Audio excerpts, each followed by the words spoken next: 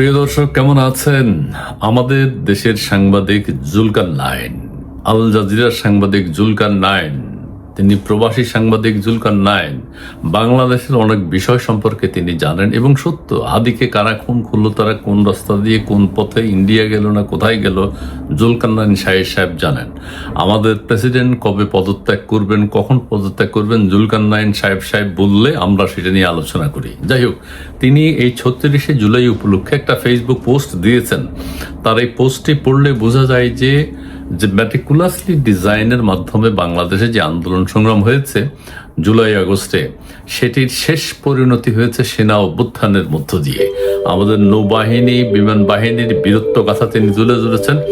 তাদের ব্যাপক অবদানের কারণেই এই ঘটনাটি সফল হয়েছে শেষ মুহূর্তে, এবং কাদের কাদের অবদান আছে সেটি তিনি উল্লেখ করেছেন, তাদের নামও দিয়েছেন, এবং এই নামের কারণে তারা বিপদে পড়লেন না, ভালো হলো। যাই হোক, আমি পড়ে শোনাবো।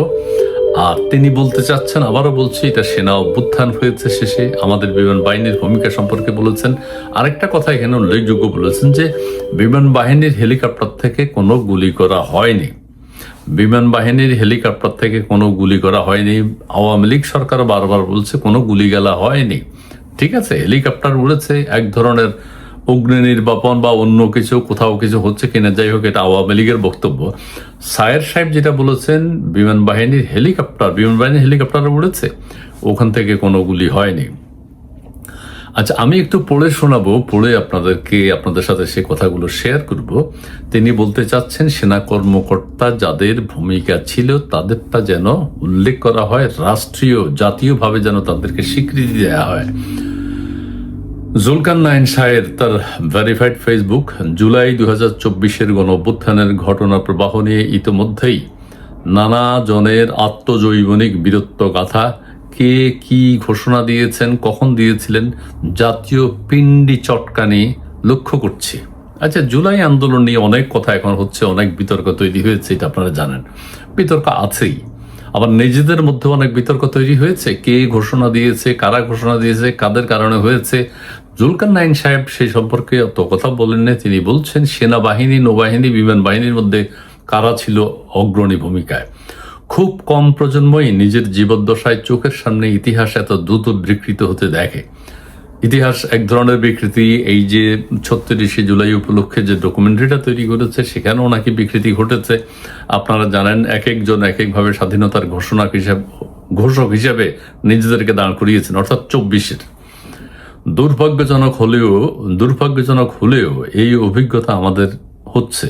আচ্ছা, ঠিক আছে, তবুও সেই বিকৃতির আড়ালে থেকে যাওয়া কিছু মানুষ ও তাদের নীরব সাহসিকতার কাহিনী যেইভাবে চাপা পড়ে যাচ্ছে, তা বাংলাদেশে তা দেখে বেশ লজ্জিত হচ্ছি। সব জেনে শুনেও যদি তাদের নাম ও ভূমিকা প্রকাশ না করি, তবে তাদের প্রতি তা ঘোরতর অন্যায় হবে। মানে সরকারিভাবে হয়তো তাদের স্বীকৃতি দেওয়া হয়নি অত, কিন্তু জুলকারনাইন সাহেব তিনি অন্তত কিছু নাম উল্লেখ করতে চান কৃতজ্ঞতার সাথে। জুলাই অভ্যুত্থানের সাফল্যের নেপথ্যে সেনাবাহিনী প্রধান জেনারেল ওয়াকারুজ্জামান ছাড়াও, সেনাবাহিনী প্রধান ওয়াকারুজ্জামানের ভূমিকা আমরা দেখতে পাচ্ছি। জুলকারনাইন সাহেব বলছেন, জেনারেল ওয়াকারুজ্জামান তো আছেনই, তিনি ছাড়াও আরো বেশ কয়েকজন উচ্চ পদস্থ সামরিক কর্মকর্তার সরাসরি সমর্থন ও সময়োচিত সিদ্ধান্ত ছাত্র জনতার প্রাণ বাঁচিয়েছে এবং স্বৈর শাসনের পতন ত্বরান্বিত করেছে। এখন এখানে কথা হলো যে সেনাবাহিনীকে যে গুলি করতে হবে তা না। শেখ হাসিনা সরকার যখন ছিল, সেনাবাহিনী নানানভাবে কারফিউ জারি করে তারা দেশের শান্তি শৃঙ্খলা রক্ষা করতে পারে। এখন জুলকারনাইন সাহেব বলছে যে সেনাবাহিনীর কর্মকর্তারা তখন ভূমিকা একটা সরকারের বিরুদ্ধে গেছে সেনাবাহিনী, এটা ঠিক হয়নি। এইটা কখনো ঠিক হবে না, এইটা কখনো ঠিক হয়নি, এটাকে ঠিক করা যাবে না। যেই সরকার আছে সেই সরকারের অনুগত আইন শৃঙ্খলা বাহিনীকে থাকতে হবে, এটাই নিয়ম। আর তারা যদি কু করে থাকে, জেনে শুনে কু করে, ঘোষণা দিয়ে কু করে, সেটা অন্য জিনিস। সেটা তো অপরাধ। সেনা কু তো একটা অপরাধ। যারা কু করে ক্ষমতা এসছে তারা তো অপরাধী হিসেবে চিহ্নিত হয়েছে। ঠিক আছে, কাজেই কু করাটা অপরাধ। আবার একটা সরকার ক্ষমতা থাকার সময় সরকারের প্রতি দৃশ্যত অনুগত, কিন্তু ভিতরে ভিতরে সরকারের বিরুদ্ধে ষড়যন্ত্র, যারা আন্দোলন করছে তাদের পক্ষ নেয়া, এটাও অপরাধ। ঠিক আছে। আচ্ছা, ইতিহাস বলে 1969-এর গণ অভ্যুত্থান, 90-এর স্বৈরাচার বিরোধী আন্দোলনের মতো 2024-এর জুলাই সাধারণ মানুষের আত্মত্যাগ আর রাষ্ট্রের কিছু সৎ ও আদর্শবাদী শক্তির মিলিত ফসল। কিন্তু সেই শক্তিগুলোর ভেতরে কয়েকজন নির্দিষ্ট ব্যক্তির কথা খুব কমই উচ্চারিত হয়েছে। আচ্ছা, কয়েকজন নির্দিষ্ট ব্যক্তির কথা খুব কমই উচ্চারিত হয়েছে, তিনি সেগুলো বলতে চান। জুলকারনাইন সাহেব আন্দোলন যখন তীব্র, তখন স্বৈরাচার সরকার প্রধান শেখ হাসিনা ছাত্র জনতার উপর হামলার জন্য বাংলাদেশ বিমান বাহিনীর MI-17 হেলিকপ্টারে গানশিপ ব্যবহারের চেষ্টা করেন। ঠিক আছে। বিষয়টি তার কুখ্যাত নিরাপত্তা উপদেষ্টা তারিক আহমেদ সিদ্দিকীর মাধ্যমে বাস্তবায়নের উদ্যোগ নেওয়া হয়। বিমান বাহিনীর helicopter, air chief marshal Hasan Mahmud বিমান বাহিনীর প্রধান, যিনি নৌবাহিনীর প্রধান, বিমান বাহিনীর প্রধান, সেনা প্রধান, তিনজনই এক ব্যাচের, এটা নিয়েও কথা উঠেছে। তৎকালীন air chief marshal Hasan Mahmud Khan, বর্তমান বিমান বাহিনী প্রধান, আন্দোলনের শুরুতে যুক্তরাজ্যে অবস্থানকালেও দূর থেকে কয়েক দফা হেলিকপ্টার আর্ম করার উদ্যোগ বাতিল করান। আচ্ছা, সরকার চাইছিল হেলিকপ্টার ব্যবহার করতে, উপরে সেনাপ্রধান হেলিকপ্টার দেননি, বাতিল করেন সেটা। 21শে জুলাই দেশে ফেরার পর তারিক সিদ্দিকী সরাসরি তাকে গানশিপ প্রস্তুতের নির্দেশ দিলে তিনি তা অকুণ্ঠ চিত্তে নাকচ করেন, অর্থাৎ বিমান বাহিনীর হেলিকপ্টার উড়ে নাই, এবং স্পষ্ট জানিয়ে দেন দেশের নাগরিকের বিরুদ্ধে বিমান বাহিনীর এয়ার পাওয়ার ব্যবহারের কোনো যৌক্তিকতা নাই। কিন্তু গোপালগঞ্জে সেনাবাহিনী, নৌবাহিনী ব্যবহার করা হয়েছে গত বছর, আপনারা সবাই জানেন। দেশের কোনো বাহিনী, মানুষের সাধারণ নাগরিকের বিরুদ্ধে বিমান বাহিনীর এয়ার পাওয়ার ব্যবহারের কোনো যৌক্তিকতা নেই। ঠিক আছে, এটি রুলস অফ এঙ্গেজমেন্টের নীতি বিরোধী। আগুন নেভাতে হেলিকপ্টার ব্যবহারের অনুমতি দিলেও হেলিকপ্টারের অনুমতি চাইছিল সরকার। বিভিন্ন জায়গায় আগুন নেভাতে হেলিকপ্টারের অনুমতি দিলেও সেটা দিয়েছেন। তার কঠোর নির্দেশনায় কোনো আকাশযান থেকে একটি গুলিও ছোড়া হয়নি। আবারও বলছি, জুলকারনাইন সাহেব বলছে যে সরকারের চাওয়া অনুযায়ী আগুন নেভাতে তৎকালীন সেনাপ্রধান কিছু হেলিকপ্টার দিয়েছেন। আগুন নেভাতে হেলিকপ্টার ব্যবহারের অনুমতি দিলেও তার কঠোর নির্দেশনায় কোনো আকাশযান থেকে একটি গুলিও ছোড়া হয়নি। তার মানে বিমান বাহিনীর হেলিকপ্টার থেকে গুলি ছোড়া হয়নি। তবে র্যাবও হেলিকপ্টার ব্যবহার করেছিল, এখানে কথা আছে। র্যাব তারা প্রেস কনফারেন্স করে জানিয়েছে, আমাদের হেলিকপ্টার থেকেও আমরা কোনো গুলি ছড়ি নেই। র্যাবও বলছে আমরা হেলিকপ্টার থেকে কোনো গুলি ছড়ি নেই। ঠিক আছে। বাংলাদেশের ইতিহাসে চট্টগ্রাম বরাবরই বিদ্রোহ আর অবরোধের ঘাঁটি। 2024-এর জুলাইও চট্টগ্রাম হয়ে ওঠে ছাত্র জনতার আন্দোলনের এক শক্তিশালী কেন্দ্র। 3রা আগস্ট নিউ মার্কেট এলাকার ছাত্র জনতার সভার পর 24 পদাতিক ডিভিশন তৎকালীন জিওসি 24 পদাতিক ডিভিশনের তৎকালীন জিওসি মেজর জেনারেল, বর্তমান লেফটেন্যান্ট জেনারেল মোহাম্মদ মাইনুর রহমানের নাম কিন্তু বহুভাবে আলোচিত হয়েছে অন্তর্বর্তীকালীন সরকারের সময়, আন্দোলনের সঙ্গে কার্যত একাত্মতা ঘোষণা করেন। 14 পদাতিক ডিভিশনের হেড মোহাম্মদ মাইনুর রহমান আন্দোলনের সঙ্গে একাত্মতা ঘোষণা করেন। এটা কিভাবে সম্ভব? সরকার কিন্তু ক্ষমতায় আছে তখনও। ঠিক আছে, সরকারের সাথে আলোচনাও নাই যে তারা বিদ্রোহ করবে, তাহলে বিদ্রোহ সরকারকে কিল করো বা যা ইচ্ছা তাই করো, তারা যখন বিদ্রোহ করবে অথবা কু করবে, তো তা একেবারেই আচ্ছা, কোন মাইনুর রহমান আন্দোলনের সঙ্গে কার্যত একাত্মতা ঘোষণা করেন। 4 আগস্ট পতিত সরকারের মদতপুষ্ট সশস্ত্র সন্ত্রাসী সহযোগীদের নিয়ে আন্দোলনকারীদের উপর চড়া হওয়ার চেষ্টা করলে এরিয়া কমান্ডার হিসেবে তার দৃঢ় পদক্ষেপে সেনাবাহিনী পরিস্থিতি নিয়ন্ত্রণে আনে। মাইনুর রহমানের পদক্ষেপে, এরা তখন ওই জনগণের দিকে চলে গেছে। এটা তো প্ল্যান করা হ্যাঁ এটা করবে। সেই অনিশ্চয়তার মধ্যেও জনাব মাইনুর রহমান যে বিরচিত অবস্থান নিয়েছিলেন তা নিঃসন্দেহে প্রশংসনীয়। তার মানে ওয়াকারুজ্জামান ছাড়াও বিমান বাহিনী প্রধান, এই যে মাইনুর রহমান, নৌবাহিনীর প্রধান, এদের ব্যাপক ভূমিকা ছিল। আরও সেনাবাহিনীর প্রধান জেনারেল বা লেফটেন্যান্ট জেনারেল, লেফটেন্যান্ট কর্নেল, হ্যাঁ। 5 আগস্ট 2024 হাসিনা দেশ ছেড়ে পালানোর পরে সেনাবাহিনীর ব্ল্যাকশিপ খ্যাত 2 কর্মকর্তা লেফটেন্যান্ট জেনারেল পলাতক, লেফটেন্যান্ট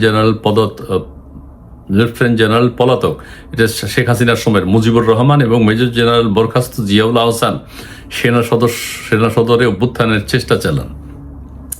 তাদের কিন্তু অভ্যুত্থানের কোনো আলামত আমরা দেখিনি। তাদের লক্ষ্য ছিল সেনার প্রধানকে ধরাশায়ী করে সেনাবাহিনীতে কমান্ড হস্তান্তর করা। ঠিক সেই মুহূর্তে সেনা সদরের MS মিলিটারি সেক্রেটারি হিসেবে দায়িত্ব পালন করছিলেন মেজর জেনারেল, বর্তমানে লেফটেন্যান্ট জেনারেল। তাদের সবার প্রমোশন হয়েছে।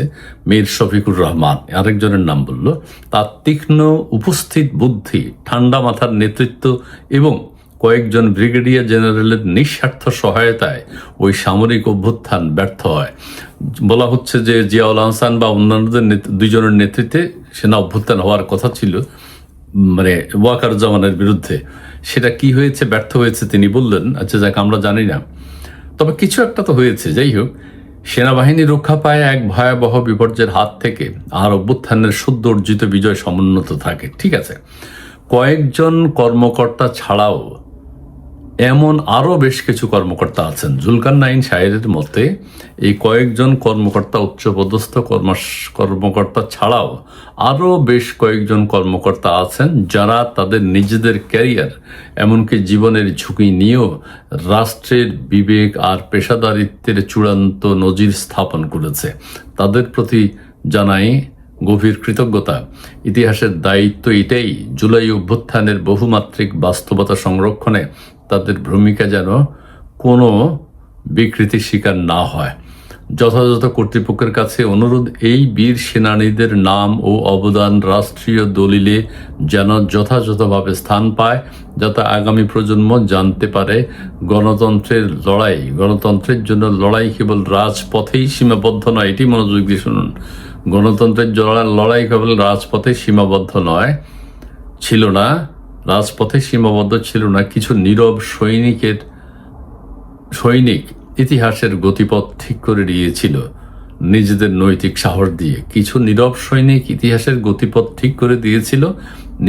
নৈতিক সাহস দিয়ে। আচ্ছা ঠিক আছে, এখন প্রশ্ন হচ্ছে, একটা দেশের কর্মরত সেনাপ্রধান, নৌপ্রধান, বিমান প্রধান বা আরো অন্যান্য কর্মকর্তা যাদের নাম বলেছে, তারা সেই ক্ষেত্রে হয় তারা অভ্যুত্থান করবে, কু করবে। যদি সেটা হয় তাহলে ঠিক আছে। সেই জন্য আমরা অনেকে বলছি এটা একটা অভ্যুত্থান, সেনা অভ্যুত্থান। এটা যদি হয় তাহলে ঠিক আছে, তারা ঠিকই কাজ করেছে, সরকারের বিরুদ্ধে চলে গেছে, ঠিক আছে, কু করেছে। আর যদি অভ্যুত্থান না হয়, সেনা কু যদি না হয়, তাহলে তাদেরকে জবাবদিহি করতে হবে। অচিরে ভবিষ্যতে জবাবদিহি করতে হবে, কেন তোমরা সরকারের বিরুদ্ধে চলে গেছ। যাই হোক, জুলকারনাইন সাহেব যেটা বলতে চেয়েছেন যে এটা একটা সেনাবাহিনীর সদস্য, নৌবাহিনীর সদস্য, বিমান বাহিনীর সদস্য, এটা আপনারা সবাই শুনেছেন। সেনাবাহিনীর নর্মাল সৈনিকরাও কিন্তু সরকারের বিরুদ্ধে মাঠে নেমেছে। তো তাদের সবার মুখ থেকেই আমরা কথাগুলো শুনেছি। এখন জুলকারনাইন সাহেব এই সেনা কর্মকর্তাদেরকে বিপদে ফেললেন নাকি নির্দিষ্ট করে দিয়েছেন কারাদের কি ভূমিকা ছিল? তিনি যেহেতু বলেছেন, জুলকারনাইন সাহেব যেহেতু বলেছেন আমাদের রাষ্ট্রপতি কবে পদত্যাগ করবে, ঠিকই তো পদত্যাগ করেছে। আমাদের ওসমান হাদি হত্যাকাণ্ডের সাথে কারা জড়িত, ঠিকই তো কারা জড়িত আমরা জেনে গেছি সাহেবের কাছ থেকে। সো আরো কিছু কথা বলেন তিনি, সত্য। তিনি যেহেতু এগুলো বলেছেন, তার মানে মোদ্দা কথা হলো, আরেকটা হলো বিমান বাহিনীর হেলিকপ্টার থেকে কোনো গুলি করা হয়নি, এটা জুলকারনাইন সাহেব বলে দিয়েছেন। আর র্যাবের হেলিকপ্টার উড়েছে, র্যাবের হেলিকপ্টার থেকেও কোনো গুলি হয়নি, এটা র্যাব বলেছে। র্যাব প্রেস কনফারেন্স করে বলেছে, যদি সরকার রিমান্ডে নিতে হয়, র্যাবের কর্মকর্তাদের রিমান্ডে নিতে হবে তোমরা গুলি চালিয়েছো কিনা। আর একটা ঘরে ঢুকে ঘরে ভিতর র্যাবের গুলি, বিমান বাহিনীর গুলি, তা হয় না, হতে পারে না। এটা নির্দিষ্ট ডিজাইন হয়েছে, কারা গুলি করেছে, কিভাবে হত্যাকাণ্ড হয়েছে, সবকিছুরই একটা হিসাব একদিন দিতে হবে। যাই হোক, জুলকার নাইনের শায়েরের এই পোস্টটি আমি আপনাদের সাথে শেয়ার করলাম। আমি এটা দেখি এটা আমার ফেসবুকও দিয়ে দিতে পারি কিনা, আপনারা এটি পড়বেন। এবং আমি এই পড়েই বলছি, জুলকার নাইন শায়ের, তার ভেরিফাইড ফেসবুক থেকে। সবাই ভালো থাকবেন, সুস্থ থাকবেন, সুন্দর থাকবেন। অনেক ধন্যবাদ সাথে থাকার জন্য। আর আমাদের ফেসবুক পেজে পারলে একটু ফলো দিবেন। আমার ইউটিউব চ্যানেলটি যেটি রয়েছে, চ্যানেল 16, আপনাদের যদি ভালো লেগে থাকে আপনারা প্লিজ একটু সাবস্ক্রাইব করবেন।